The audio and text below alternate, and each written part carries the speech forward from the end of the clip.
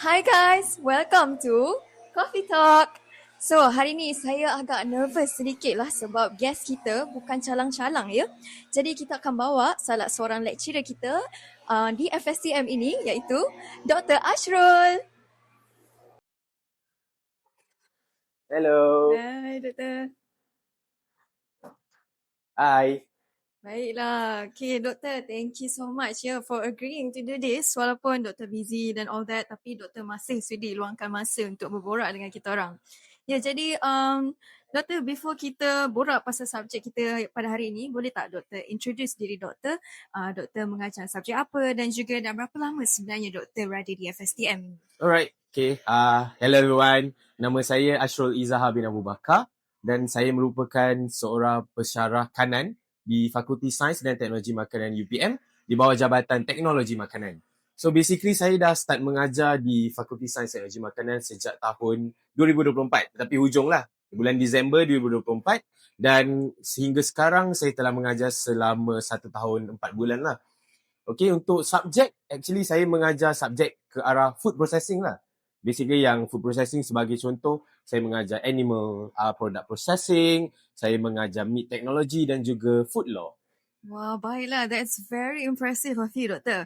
Jadi macam tak best lah kan kalau kita borak kosong je. Apa kata kita order air dulu? Alright, let's go. Okay.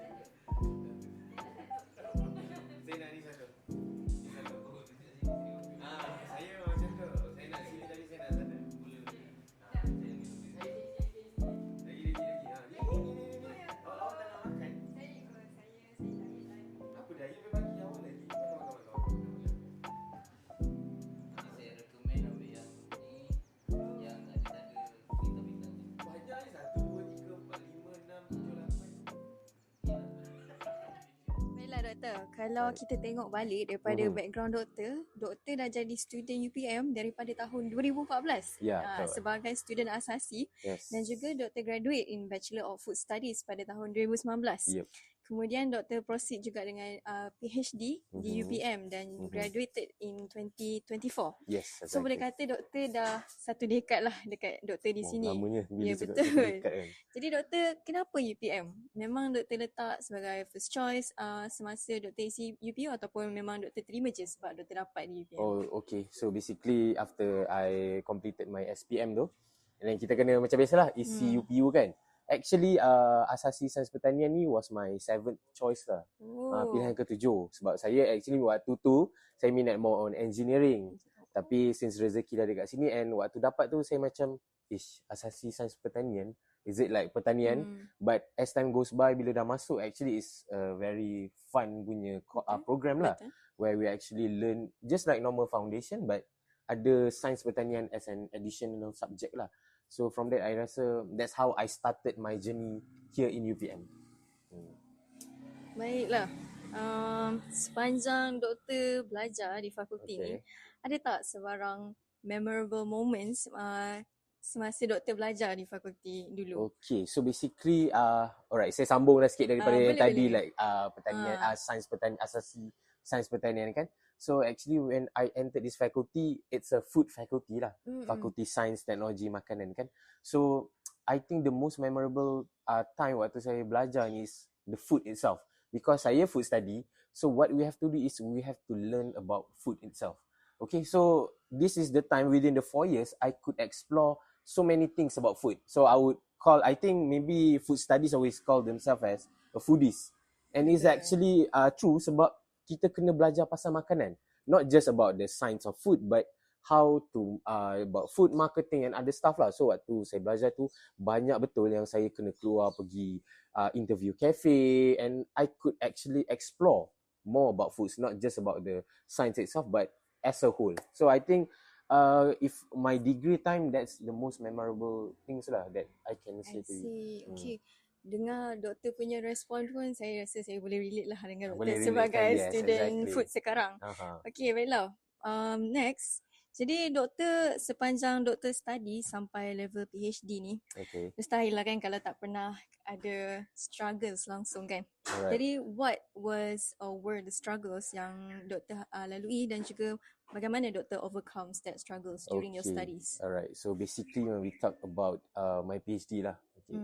So basically banyak lah struggles dia kan. But I think the most yang paling susah is that during my PhD itself, waktu tu terkena time PKP. It's like I continued my study just, I think 1 month after my internship. Okay, I finished my internship in 2019, I think around August, and then 1 month after that, I continued my PhD. So I dapat buat PhD kat sini like 1 semester, and then PKP comes. So it's very struggling lah, especially when we do research. This is because, especially food, when it comes to food, mestilah berkaitan dengan shelf life dia and the other things lah. So bila PKP tu ada, but sangat struggle, not only Very for a few limited months, lah. but I think almost 2 years. Betul. So I think memang struggle lah waktu tu buat PhD, but Alhamdulillah I managed to complete it in time lah. On time. Baiklah. Here's your order. Taruh strawberry, and this one is Spanish latte. Terima kasih. Thank you. Thank you. Cepat doktor. Alright, thank you.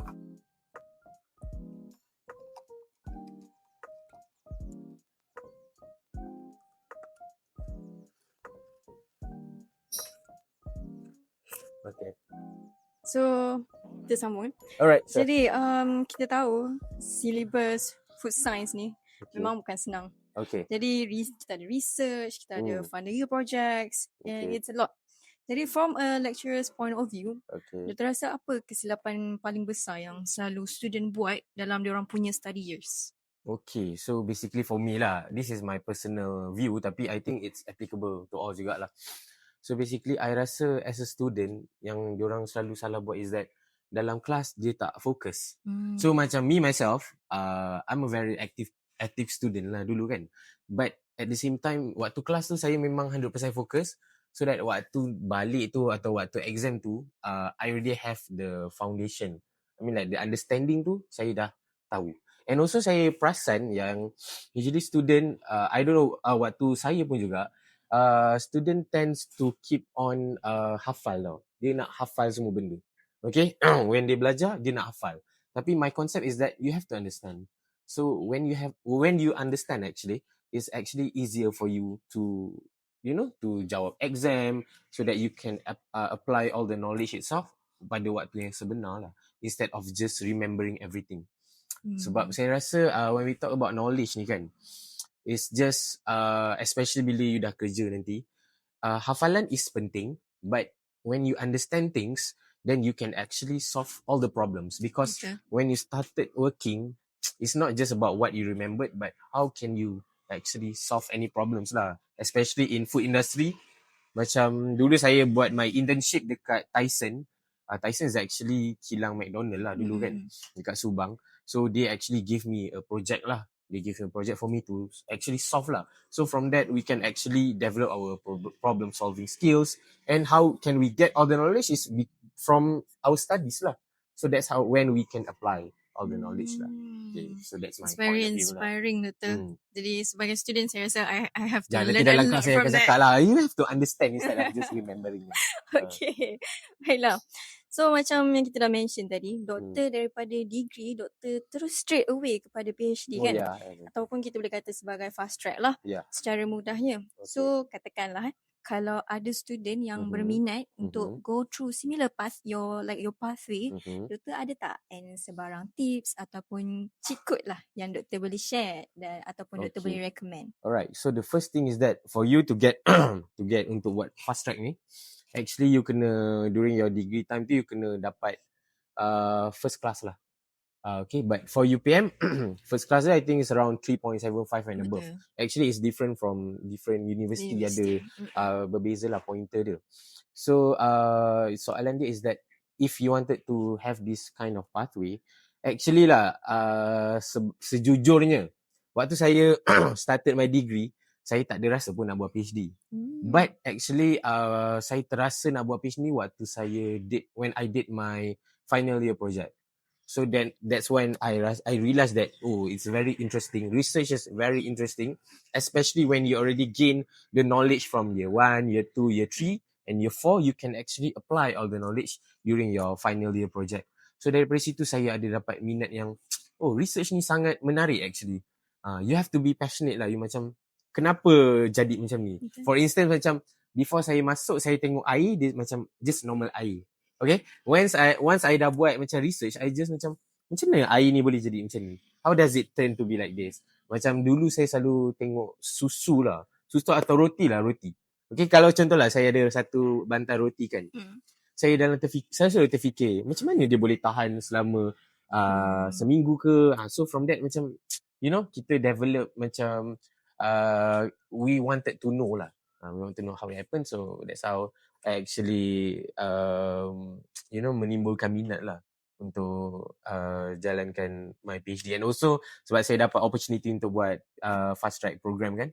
So I think it's a very good opportunity for me. Jadi the most important thing for student kalau nak go through this pathway is definitely minat lah. Yes, minat tu sangat penting lah, because buat PhD ni is you kena, even though you are a genius, then it's a added bonus point lah. Tapi you kena ada disiplin yang sangat tinggi, and also you have to be passionate about what you do. So bila you buat PhD tu, you rasa fun lah. Even though waktu buat tu tak adalah sepanjang masa kita rasa fun.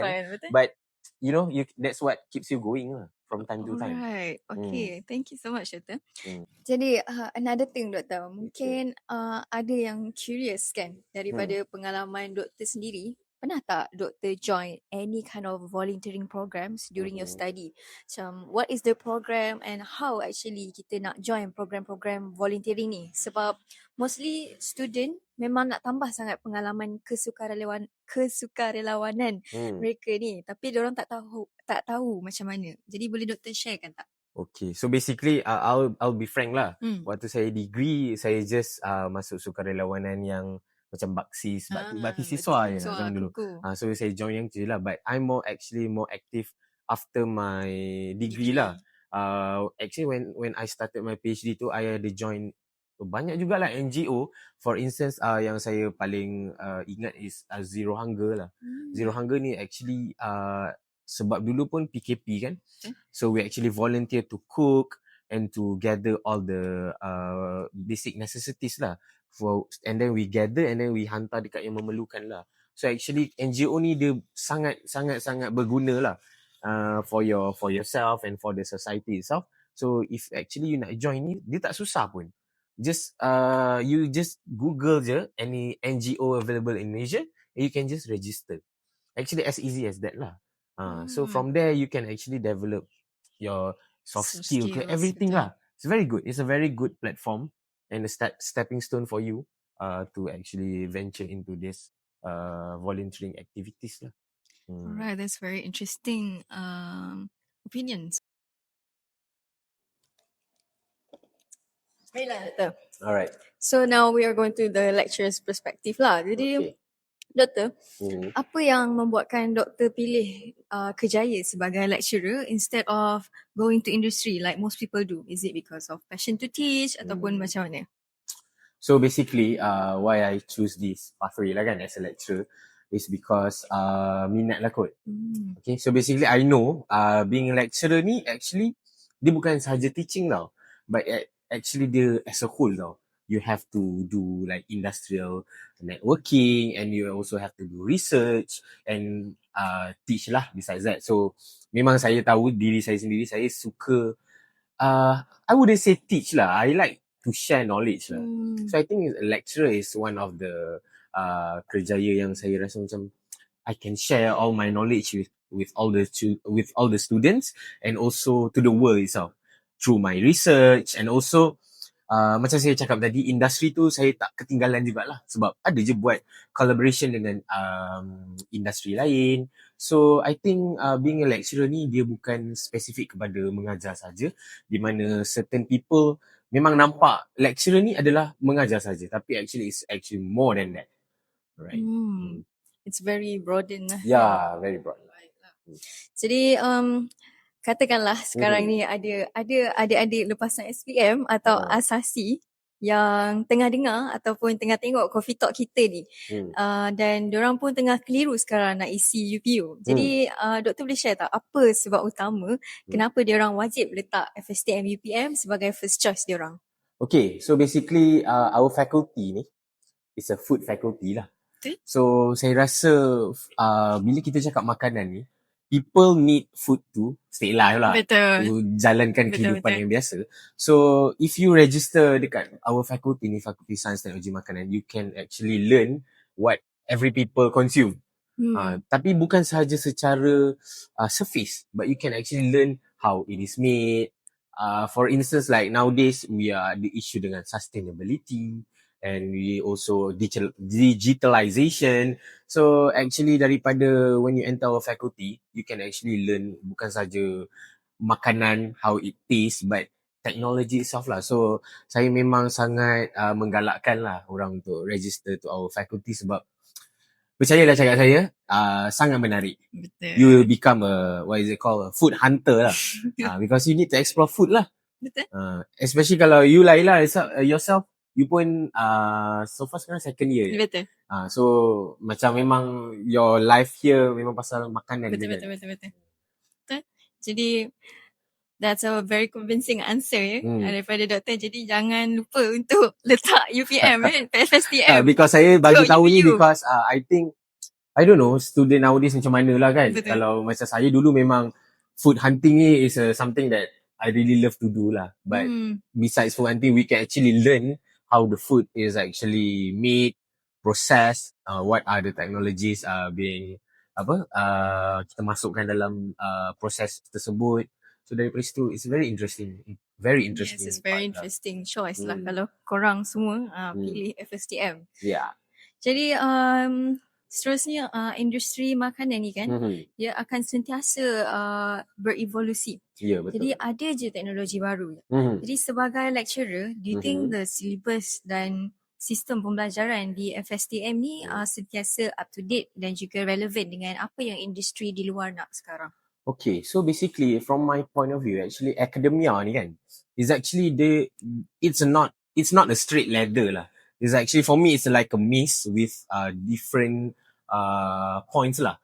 Okay, so from that actually academia ni dia adalah for me it's a bridge with the industry and with the community lah. So from there we could actually like you said it's actually revolutionary, right? Dia masih makin mengembang lah kan, incrementally is actually increasing. So kadang-kadang industry ni they actually need us and we also need them lah. So we could give what we know and they could also contribute to us lah. For instance, saya bagi satu contoh. Laila pernah minum tak? Maybe ni pasal beverage lah, because I bagi beverage sebab kita pun tengah minum coffee talk kan. You pernah tak minum cool press juice? Cold press juice ya? Pernah tak? Saya pula tanya awak. I don't think so. Okay, usually lah kalau cold press juice ni, kalau kita dah extract the juice tu kan, dia akan separated lah. Okay, usually dia akan jadi macam ni lah, dia akan mendapan lah kan, ada bawah dan ada atas kan. So sometimes the industry dia nak jual tapi tak nak lah nampak macam tu. So for instance, our faculty we have high pressure processing. Okay, and then we could actually use that technology lah to actually supaya dia tak ada mendapan tersebut lah. That's actually something that company luar dia memerlukan kita to advise, because sometimes they tahu benda tu berlaku but they also need extra information or knowledge lah from us. Betul. So that's why I said we are actually some sort of a bridge lah. After all, it's connecting to each other lah juga kan. Okay. Itu saya bagi contoh yang mudah faham lah. Very good lah. Very, very, very convenient lah. Saya rasa. Jadi next, Of course, bukan sebagai lecturer saja, you also have your own personal life, right? Ya. Jadi, soalan saya, Aha. luar daripada waktu office, doktor, Okay, luar waktu office apa yang doktor suka buat untuk release stress? Really stress Macam ada ke hobi yang Saya korang suka tak makan tahu lah. ke? Tak ada lah, okay. So basically, saya suka bersukan juga. For now lah, for the past 2 years lah kan. I've been playing pickleball lah. Wow, I mean like, pickleball, guys. that's a sport yang I sangat minat lah when lagi-lagi di tengah naik kan sekarang kan. Betul-betul. So that's what I do lah usually outside office hour. Usually waktu dah lepas waktu malam tu kadang-kadang saya, we also need to release some stress. Betul. So saya pergilah main pickleball with all my friends, and sometimes dengan strangers pun saya main juga because ada that apps kan, like Betul. Reclub apps. Community So dia lah. so I just join lah. Baik. Just for the sake of, we need to bersukan juga. Betul. Okay, doktor. Jadi, before we end our coffee talk today, kita ada satu special segment lah untuk doktor. Oh, okay. Kita akan main spin the wheel dulu. Spin the wheel? Yeah. Okay. Oh, ini dia. Yeah, ni dia spin the wheel dia. Okay, doktor. Doktor boleh. So, I just press it? Yes.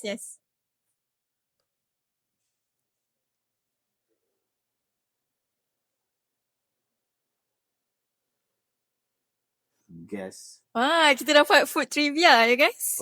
Doktor, segmen ni kita nak tengok doktor ingat lagi tak basic things. Jadi food trivia ni kita nak determine doktor punya food knowledge.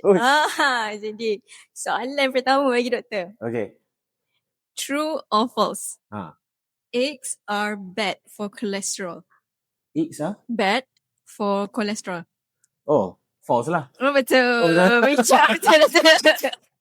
Boleh bagi explanation. Boleh. Uish. Kalau kita saya awal, saya kena prepare.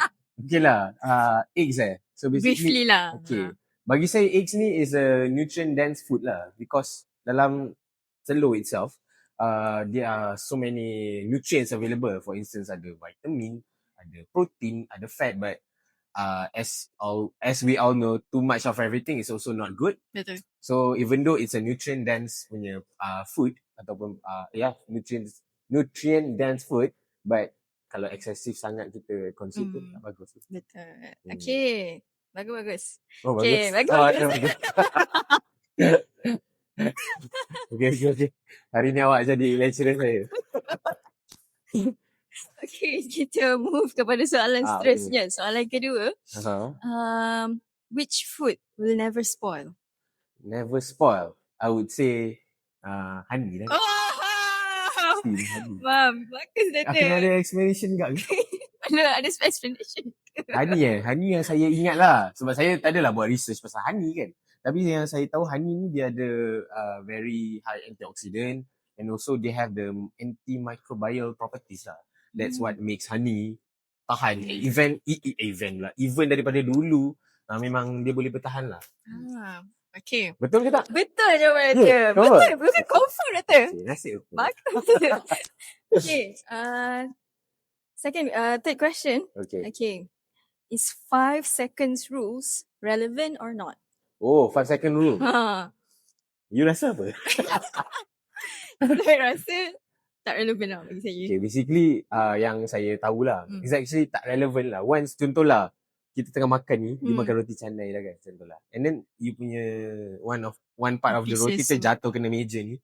So actually microbes dah boleh pergi lah dekat food tu. So it doesn't really apply, tapi as we all know, kalau kita kat rumah pun kadang-kadang terjatuh, tapi kita ambil je lah balik kan. But if you ask the question, then it's actually not relevant lah. Sebab even though 1 second pun, split second pun dia dah boleh transfer. Betul. Kalau dia dah come into contact lah. Jadi kita pun orang-orang food ni kan.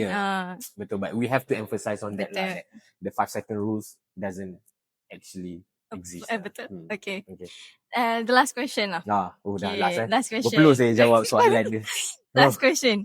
Very broaden ya. Okay. Jangan terkejut doktor. Ayam ke telur dulu? Ayam ke telur dulu? Saya rasa telur dulu kan. Kenapa doktor? Sebab kalau tak ada telur macam mana ada ayam? Tak tahulah betul ke tak? Tak tahu, okay lah. Kita try tengok Okay. evolutionary lah daripada zaman dulu kan. Secara holinya. Mungkin ada yang bertelur dulu, and then barulah produce ayam. Betul tak?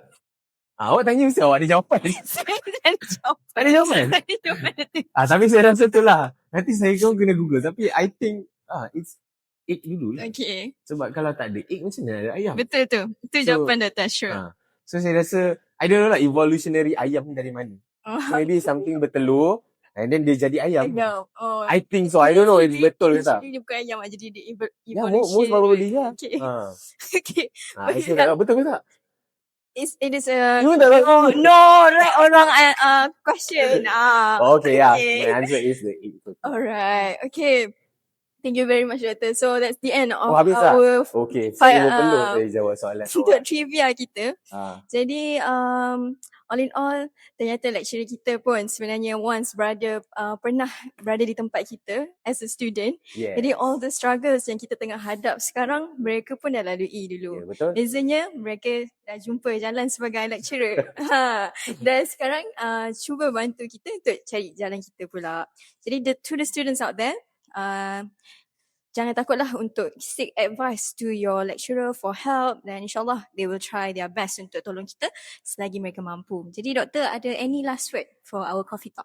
Okay, I think that first and foremost, I would like to say thank you lah to all for inviting me lah to this coffee talk session, to Fostech yang memang ajak kita, memang ajak saya lah, invite me for this session. I really appreciate it. So I really hope that everything that I shared just now could be, beneficial for everyone lah. So always, you guys need to know that lecturers are always here. You guys just approach lah. Approach, insyaAllah kita akan tolong yang mana mampu lah. So for me itself, because this tajuk dia is apa? Pathway to obtain PhD at young age. To obtain a PhD at a very young age. So basically, it's actually boleh dilakukan lah. It's possible because I pun dah buat. I obtained my PhD at the age of 27. I obtained my PhD at around age of 27, and it's actually possible. If it's possible for me, then it's gonna be possible for all of you too.